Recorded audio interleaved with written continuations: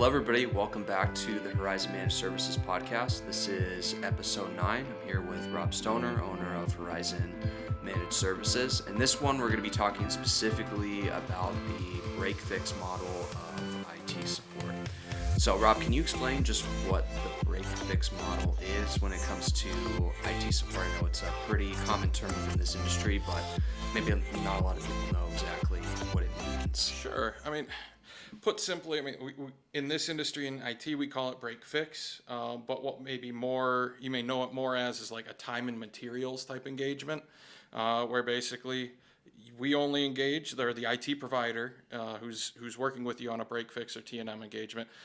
You call them when you have problems, they engage, fix that problem, and then they kind of disengage, they invoice you, and you move on. They don't hear from you, you don't hear from them until you next have a problem. So there's nothing proactive, it's all reactive. Like after the fire has happened, they're cleaning up the mess. Sure. Kind of like, if you had your water heater break or something like that, you get someone to come fix it or maybe even replace it. Same kind of concept, but just with IT support. From your perspective, how common do you think this model is with businesses? It's still common. It's been a dying model for like 20 years at this point. Managed services or TSPs, technical service providers, it's been becoming more the norm, where you're kind of on a fixed fee engagement where they're acting as a full IT department being proactive.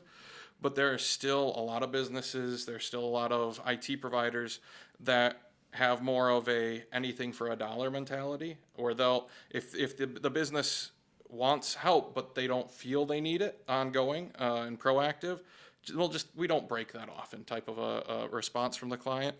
Okay, well then we'll bill you as you need us type thing. I'd say it's probably still it's probably 40% of the IT world is still living in the break fix or the T&M engagement world. Sure. I know you mentioned a little bit before how the model was dying out or slowly transitioning out. Why do you think that is, just in today's climate? A lot of it is stemming from the risks, the temperature of kind of cybersecurity and the state of technology.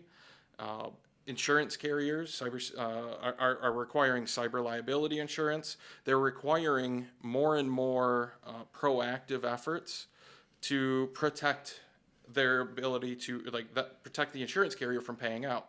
The insurance carriers, let me start over. We're going to, TPM, you're going to delete that last section.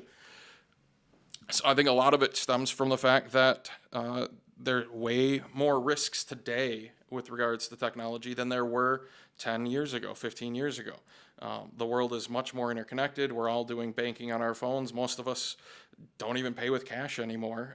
And even using a physical credit card is becoming more and more the exception rather than the rule. Most people just pay with their phone, Apple Pay and whatnot.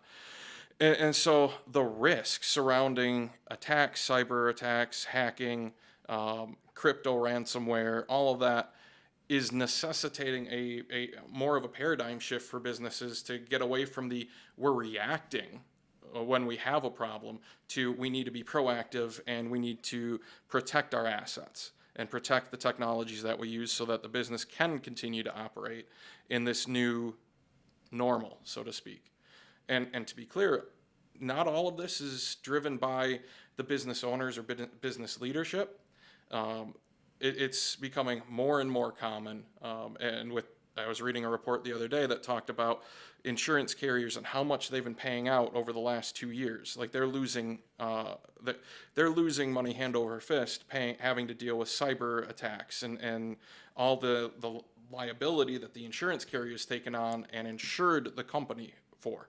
And so the insurance carriers are now requiring more security controls go in place, proactive monitoring, looking at logs, watching for things and indicators of compromise so that if something's going a little sideways, it can be shut down when it's a small little, like someone's lit a match rather than when the building's on fire. Sure. Yeah, and I've seen a lot of cyber attacks, especially just within the news. Even with Southwest Airlines, not necessarily calling it a cyber attack, but just how everything went down and flights were canceled. And I think they were investing I think it was like $3.2 billion into their IT infrastructure because it had been so antiquated. Same thing with T-Mobile too. T-Mobile data breach. Yep. Millions of users, data gets hacked. Even, this is more of a, not 100%, but even things like the power grid. Power grid's going down in some places in the United States. I think it was like Tennessee or somewhere in the South, where cyber attacks are definitely a possibility from that standpoint too. Yeah, I mean, a lot of it comes from like what businesses, especially like Southwest, they invested millions or billions of dollars into their system 10, 15, 20 years ago. And then they've kind of ridden that wave. And what's happened over time was that wasn't a cyber attack that shut them down. It was really technical debt, where they hadn't taken the necessary steps to update their system and their processes to handle new challenges in the business. Like in the case of Southwest, it was a cascade of issues related to weather and weather delays or weather cancellations that were far greater than their system had been designed to handle at any one given time. And that one event caused a series of cascading failures. But then like T-Mobile and others, it's cyber breaches. And again, they may have been state of the art back when the things were put in place in the 80s, 90s, early 2000s, or even 2010. But the way technology changes, state of the art yesterday is behind the eight ball today. In a lot of ways. And so you kind of have to stay on top of it to ensure that your business has some continuity plans and you can operate if a process goes sideways, if a system fails, if you have a cybersecurity event, that you've got the plans in place to make that more or less a non-issue. It's okay, I call my team, we contact the insurance carrier, but we've got plans in place. Versus if you've got a break-fix engagement, it's what do I do? Is a lot of the times when we get the calls from businesses that aren't our client, but they're having that, they don't know what to do because they've only ever engaged a firm in a break fix, not a proactive managed service model. So, sure. Another thing I see too, I mean, just with the break fix model, I think the biggest incentive of why a business would do a break fix model is just due to the costs. I think they have the perception that costs are lower with a break fix model versus going with a flat rate, fixed managed IT service. But my question is it really a lower cost in the long run typically? No. A break fix versus, having that proactive partner maintenance. That relationship for managed service. No, I mean, when you're talking hard dollars and cents and the initial, like the cost of the invoice for March on a break fix model versus the cost of the invoice for March on a managed service model, it may be cheaper looking at an individual invoice basis.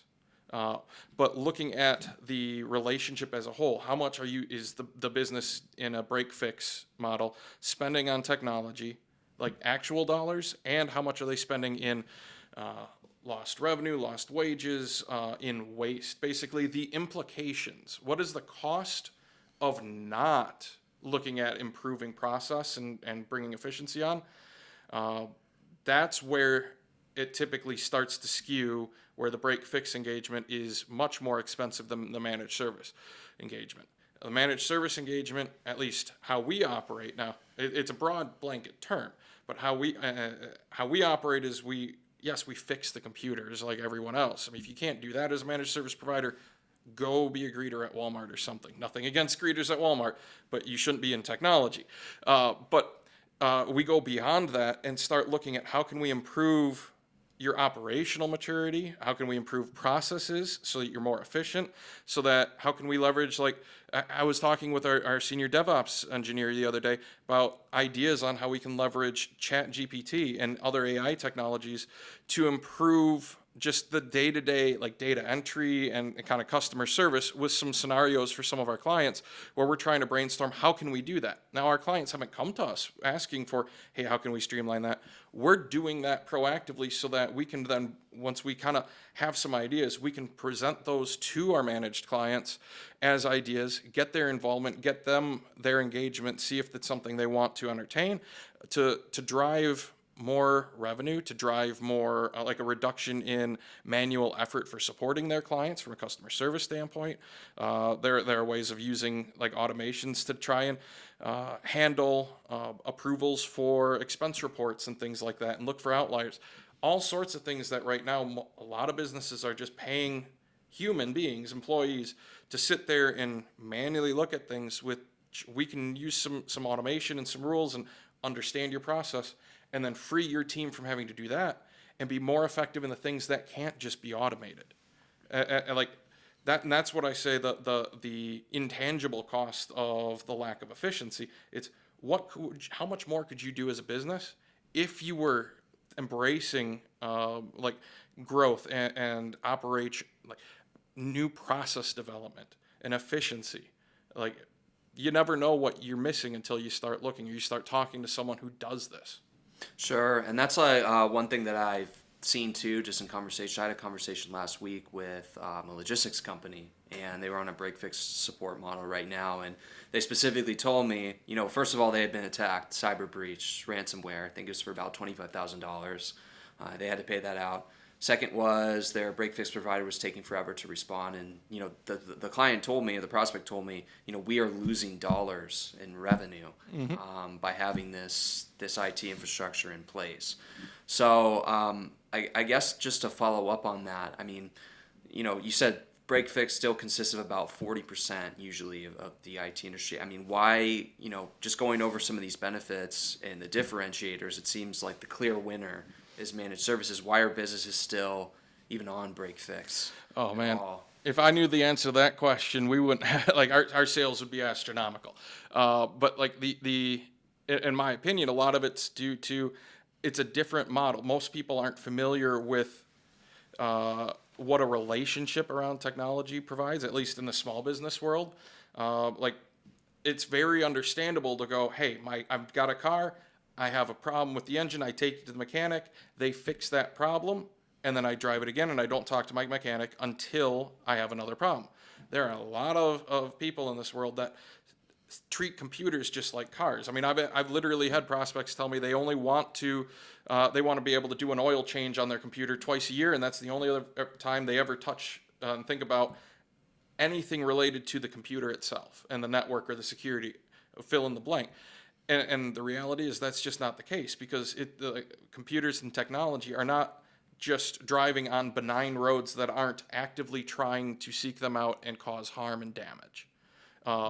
They're like, instead it's almost like the Mad Max world. Think if you're driving a car in the Mad Max world, people are trying to hit you. They're trying to damage your vehicle. That's kind of what the security landscape is, or the internet landscape is in this day and age. You have to take precautions. You have to be proactive. But it's why businesses don't embrace it is they feel like a lot of them think it's going to cost more money. And in some cases it does. But where we're able to recoup that and kind of offset that is through those improvements in the efficiencies we were talking about earlier. Sure. I think another good comparison to make, just in terms of the break fix model would be like an individual's health, for example. Basically if, you go to the doctor and they take your blood work and stuff like that, and maybe you have, some issues with like certain, enzymes or values, or, your cholesterol, for example, or something like that. Immediately it's not gonna, do anything. But if you're not proactive about it, get it under control, then, eventually it could lead to something pretty catastrophic that could, cost you your health, and then medical bills, hundreds of thousands of dollars. And if you don't have health insurance, you're bankrupt, basically.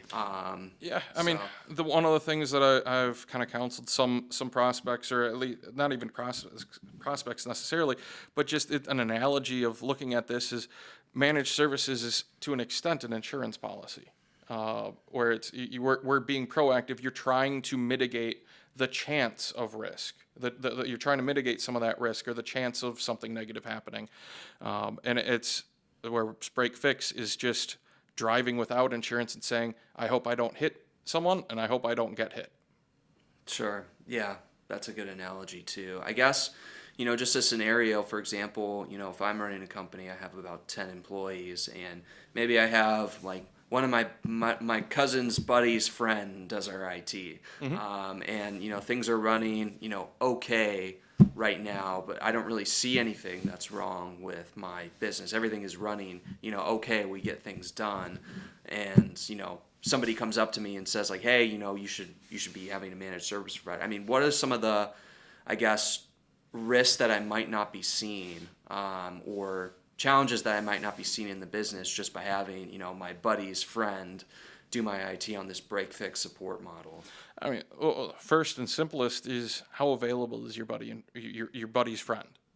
Do they drop, like, you give them a call, they immediately drop everything, show up at your door, and they're fixing the issue right then and there? Or are they working another job and kind of taking care of you as a favor to their buddy, or just because they like to tinker, or they like computers? Like, another one is, what are their credentials? How do they keep engaged with training, with knowledge, with staying current with technology, and looking at the cyber threats that are out there? I keep harping on cyber threats, but it's becoming more and more of just what managed services is all about. But beyond that, it's how no one person is the expert of everything with regards to technology. And so on our team, we've got members that kind of specialize in different areas, and then we've got partnerships where we need deep knowledge that is beyond the scope of our typical engagement with clients, where we can go and work with a vendor or a very niche consultant to bring in the expertise. We've already got that network built out, just through, one, the longevity that we've been doing this, and two, each of our employees brings their own network of experts and knowledge that we can all lean on. You can also talk about the risk of what happens if they're on vacation and you have an issue. Let's just say Sally's computer won't boot up and they're on vacation for 2 weeks. Sally's your accountant. You now can't send invoices or pay employees for 2 weeks or something like that. She does whatever she does your bookkeeping. What does that do for the business? Now you got to scramble and try and call around and find someone else who will take on a break fix and just fix this computer. Or Sally doesn't work for 2 weeks and all your employees are frustrated. And now we're getting into the implications of outages and kind of the downstream effects that aren't surface level. It's kind of like the iceberg. You see 10% and 90% is below the surface. But that's when you get into, okay, that computer doesn't boot, you can't pay invoices. Are your vendors going to be happy if they're supposed to be supplying you with raw materials and you're not paying them? No, they're probably going to put you on credit hold and stop supplying you with raw materials, which means you're not going to be able to manufacture your widgets on time, which means you're going to miss shipments with clients. Like, it all spirals. We can kind of popcorn this all day long, but it's the cost of kind of, like, I see it more as sticking your head in the sand a little bit. Being with a break fix provider these days. And of course, I'm a little biased, right? I own an MSP. But in a lot of ways, you're just ignoring the risks and saying, I hope nothing happens, and I'm just going to ignore everything until it does. Sure. So it kind of seems like you're, so to speak, driving with a blindfold on and just hoping that you don't hit a car or get into an accident. I think another thing, specifically with the break fix model is how they make money and how their business model works and how it's profitable for them. As an MSP, it's in our best interest in our business model to make the client most successful as possible, because if we can onboard a client and get them running as smoothly as possible, then that account is more profitable and it's better for us, it's better for the client. They don't have any issues. We're getting our monthly subscription or monthly invoice, monthly payment from them. With a break fix model, it seems like it's the opposite. The client needs to be in pain, there needs to be something wrong, and it's in the IT or break services provider's best interest to make sure that they keep having problems. Yeah, I mean, it's how many of us, you go back years and you ever have an issue with your computer, how many of us have thought, did IT do this? Did my IT guy do this? So that, because I haven't talked to him in a while, and all of a sudden he had said this might happen. A couple months down the road, it happened. It used to be very common to think about that, like the old analogy was, did antivirus vendors back in like the early 2000s actually create the viruses that they were then protecting from, so that they more or less, it was a conspiracy theory, but it was a theory nonetheless of people not trusting AV because it was so new at the time, and that there was a need for it, and so they created the need for it to justify selling the product. And that's really, in the break fix world, anyone who's honest and trustworthy isn't going to be intentionally breaking your environment. But like, let's peel back the curtain a little bit. The break fix provider is only profitable when you, as the business owner, are having problems. And it's in their best interest to prolong those problems or take as long as possible to fix the problems as possible. Because the longer that it takes to fix it, the longer that you're in pain, the more time that they're billing you for. Now, let's look at the MSP model. It's in our best interest to have the fewest interactions with you as possible as the client with regards to like challenges, issues, broken things in your environment. Because the more time we spend fixing your environment, the less that your agreement with us is profitable. And we're not out to make mad profits or be uber greedy or anything like that. We quote it as a fair assessment based on a multitude of factors of what we think it's going to take to support your environment and the unique challenges of your business. But if you continue to have problems and we're not able to solve them, that means, okay, well, we're going closer and closer into the red on your agreement, or at least the profitability drive's really low. And so we want to be aligned. We only succeed and the engagement is only profitable if you're not having problems and everyone's happy. And that's honestly why years ago we used to be only break fix, and we made the transition is like the relationship is we were only talking to clients when they were upset. They had already had problems. They tried to solve it themselves. Then they kind of hit their wits end and would call us. It's not a good relationship because they're already frustrated. They're calling us, and now we're going to start billing them while they're in pain. It doesn't. No one feels good going to the ER and paying the ER bill to get your pain to go away. It's kind of a necessary evil if you're not seeing the doctor on a regular basis. Just like if you're working with a break fix provider, it's a necessary evil that you start you pay them when you're in pain. But working with a managed service provider, it's just part of business, and their whole incentive is to keep you operating smoothly. Sure. I guess from your expertise and perspective, what do you foresee the break fix model looking like in the next 5 or 10 years? Do you think it'll still be around to an extent, or do you think that pretty much no IT provider is going to really, really touch that model? I mean, it's always going to linger around. It's never going to go away fully because just the nature of people who have technology skills, are good with computers, or like to tinker, they're always going to hang a shingle out and kind of fix computers. But with regards to the small business world and all that and supporting networks, a lot of what we're seeing now with not just with insurance carriers and their requirements surrounding what we need as a business to be able to provide support and technology support and services to other businesses. But from a regulation standpoint, what's happening with individual states, what's happening with the U.S. as a whole, other countries are starting to do this. There's never been regulation around providing technology services like there is around financial services or medical services. Nothing's ever stopped anyone from just saying, hey, I'm an expert, and selling their services to another business. And what we've been seeing is it's to an extent exacerbated the issues with all the hacking and the cryptos and the ransomware that's been hitting small businesses. Is people have been saying, business like break fix providers primarily have been saying, we're IT people, we can keep you safe and secure, and then they'll just deploy WebRoot, for example, which is a uber low barrier for entry antivirus product, and they won't, the break fix provider will deploy it, no changes to the configurations, just bog standard, and it doesn't do anything unless they're actively tuning it and making it work. And so what happens then is, yes, they've deployed a security product, but in practice it doesn't provide any protection in the real world. And so then that business feels that they're safe. They believe they're protected from all these threats, but they're not. In reality, they're not, and then they'll end up clicking an email attachment or a link that will get them infected, and then that provider, like that business rather, has to engage their insurance company. And what we're seeing a lot at the end of the day is who's spending the most amount of money on fixing all these issues? It's insurance carriers, and they're lobbying Congress, they're lobbying states to put regulations in place so that they can minimize or at least mitigate some of their losses from just the unregulated Joe Blow computer repair, saying that they can keep businesses safe.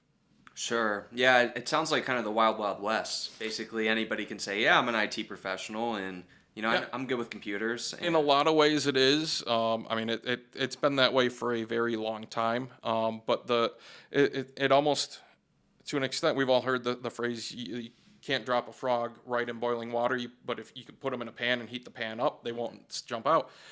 Looking back the last 40, 50 years, as technology's increased and become ever more common in business and personal lives, like the temperature has risen. Like what's going on, the threats that are out there. It used to be just computers are good and hackers were literally just curious. They weren't trying to be malicious. Now there's some curiosity, but most of it, the risk is from a whole multitude that are trying to be malicious. And in other countries, they have entire legitimate businesses whose entire purpose is to hack other businesses and cause pain. Where in other countries, it's legal to do hacking. It's legal to do ransomware on businesses. Like I think it's Russia actually, where they can hack in crypto businesses, so long as it's not Russian companies and all that. Sounds about right. Yeah, and so just in general, like we're talking about the U.S. here and U.S. businesses primarily, and a lot of business owners think, oh, we only have to worry about the threats from here in the U.S. and how our laws work. No, like if you're connected to the internet, your threats are global. Yeah, and it sounds like, I think like you mentioned, the biggest disconnect is how people think and how they feel versus what's actually going on behind the scenes. I think a big reason for that is maybe just due to lack of education and really knowing what happens in, the IT space. Because, from somebody that's not in this industry, or maybe as a business owner, or maybe as, part of the older generation that, technology was something that really wasn't prevalent when they were younger, maybe starting their business, can just view technology as like, yeah, it's like a car, like you said, where, basically it runs and you need to get its oil changed every year. But this is something that kind of has a life of its own. It's kind of like a living organism. It's very much like the human body, and you're going into your family doctor or whatever, your GP, for regular visits and checkups, and they're monitoring things. Like you've got sensors on you all the time, and they're just, I mean, that's in a lot of ways what is needed these days. Yeah, it's a lot to think about. I think the biggest differentiators, if we just compare, apples to apples, Break Fix is incentivized to keep you in pain. They're incentivized to patch up issues while they're addressing the root cause. They, are cheaper in the short term, but in the long term, it's more likely more expensive. And then also, they don't incentivize customers to upgrade their hardware, basically. They're looking at what is most profitable for them. You may find the occasional break fix provider who is very up and honest and wants to do what's right by the client, even when it's financially wrong for them as the provider. But in most cases, they're going to look all day, every day at how can they squeeze the most juice from this stone? How can they get the most money out of this client and keep them coming back to the well? Sure. Yeah, it sounds like basically it's just, not necessarily taking advantage of people, but it's just the notion that, yeah, you have issues, we're going to come fix your problem or patch a problem, and then you're going to come back to us. So basically, they don't really fix the issue, but they're also getting paid, and then it's a reoccurring thing. Whereas the MSP model focuses on unlimited support, proactive maintenance, being a part of your business, essentially being your IT provider, as well as having that fixed monthly costs. Yeah, and I mean, one thing to point out too is it's not always on the break fix provider, and I'm not trying to defend break fix providers, but like if the break fix provider needed to spend 20 hours to get to a root cause and resolve the root cause of these issues, they'd have to bill 20 hours to that client. Maybe that client's going to throw a fit and refuse to pay that invoice. Whereas on managed services, whether it takes us 20 minutes or 20 hours, we're fixing the root cause, and there's no additional cost to you as the client for us to invest that time, whatever it takes, to fix those root causes. Sure. Yeah, I think that's a good point too. I mean, when I think of it just from, just a comparison like a health perspective, I think of, basically break fix would be, to fix your health problems, all you need to do is just take a bunch of pills and medications. If you have, some sort of, illness or ailment that, is curable, by lifestyle changes, where, the managed service provider is like your trusted advisor or coach that is coaching you how to, live a healthier lifestyle, and that's going to treat the root causes so you don't need these type of medications, where the break fix is just here's all these pharmaceuticals that'll give you these nasty side effects. These will, get rid of your symptoms, but, as far as the root cause of your health problems or whatever, Yep. then that's not going to be, it's not going to be cured. Yeah, necessarily. and the break fix provider doesn't look at your business holistically to try and understand what's truly needed for your business to succeed. They're looking at what's needed to fix this issue right here. Like you said, they're giving you the pill so that it fixes the symptom that they're treating. To heck with whatever else is caused by that pill. Well, that's just another problem that they'll solve with another drug, with another engagement. You call them and they'll bill you again for whatever they need to do to fix that. And it's kind of like a never-ending cycle. Sure. I think a big, concern or sometimes I hear from prospects or business owner pushback is, pricing from a managed service standpoint. But at the same time, in the long run, and what you're actually getting is a lot more valuable than just having to call someone and then they fix that issue right then and there, because maybe the short-term costs are a little bit lower with, the break fix provider. But, what does that mean for your business in the next 5-10 years? What if, for example, you can't grow, or you're having, all these growing pains? Mm-hmm. Or what if you get hacked?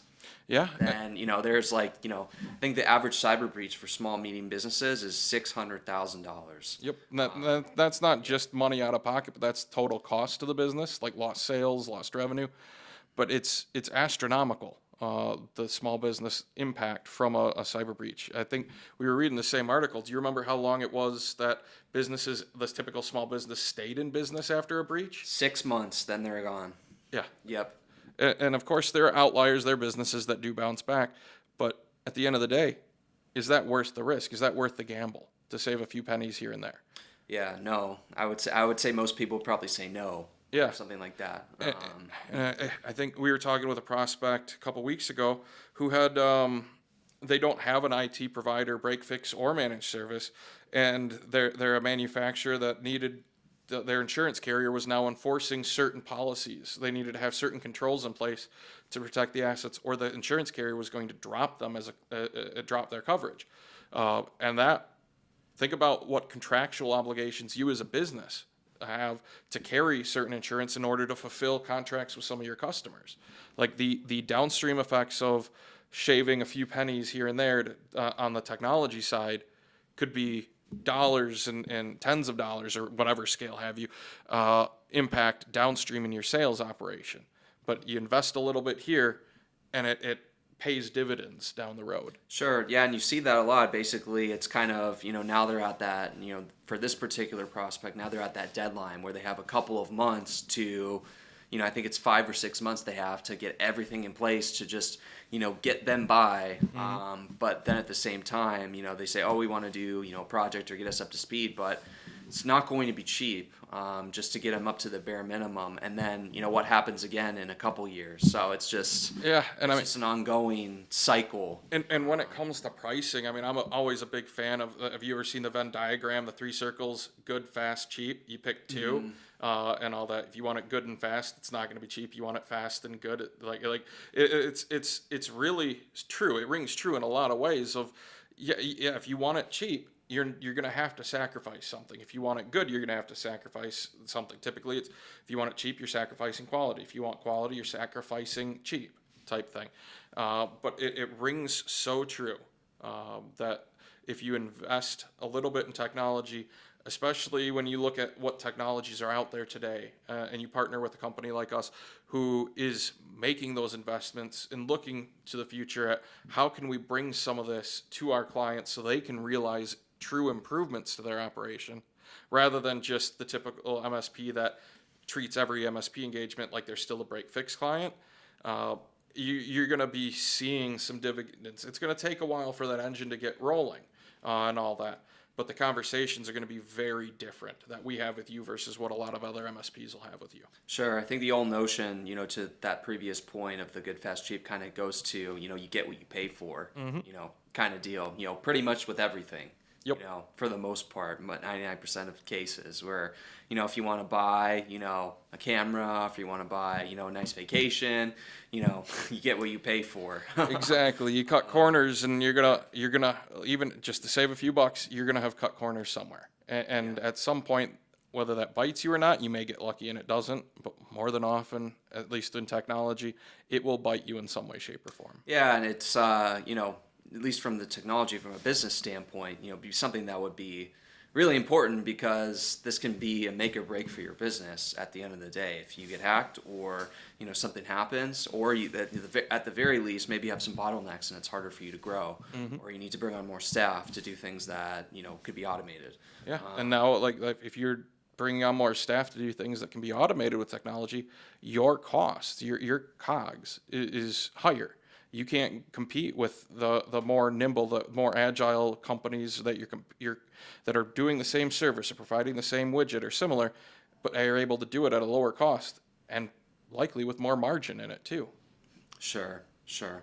Well, I think it's been a good, you know, comparison of just both the models, and you know, the clear winner is obviously managed services between the two, but for a lot of good reasons, not just because we are managed service company. We're biased. We are biased a little bit, but at the same time, you know, looking at it objectively, you know, if I were a business owner and I had employees, you know, and technology was something that I wanted to implement in my business and have something that's good. I mean, as a business owner, you know, typically you're really, really passionate about your business. You worked really, really hard to build it from the ground up. You've been doing it for, you know, a lot of companies around here in the Wisconsin area. A lot of them are family-owned businesses that have been in business since maybe the 60s, the 50s. Sometimes they're hundreds of years old. And, you know, why would you want to go out in a way just like, yeah, we got hacked? Yeah. Over just because we didn't, you know, invest in IT. So it kind of be, you know, if you're in that situation, and you know, I'm sure some people can speak to that. You know, hindsight 2020. It's like, if only I, you know, invested a little bit more in our security for our technology, then maybe this wouldn't have happened. So that's something to think about too. Yeah. But anyways, this concludes the Horizons Managed Services podcast, episode 9. If you like this video, please click the link in the description. We're offering free technology consultations. So if you're a small business owner that's looking to improve their technology, please click that link below and get a call set up with us. We'd be more than happy to talk to you. Thanks, guys.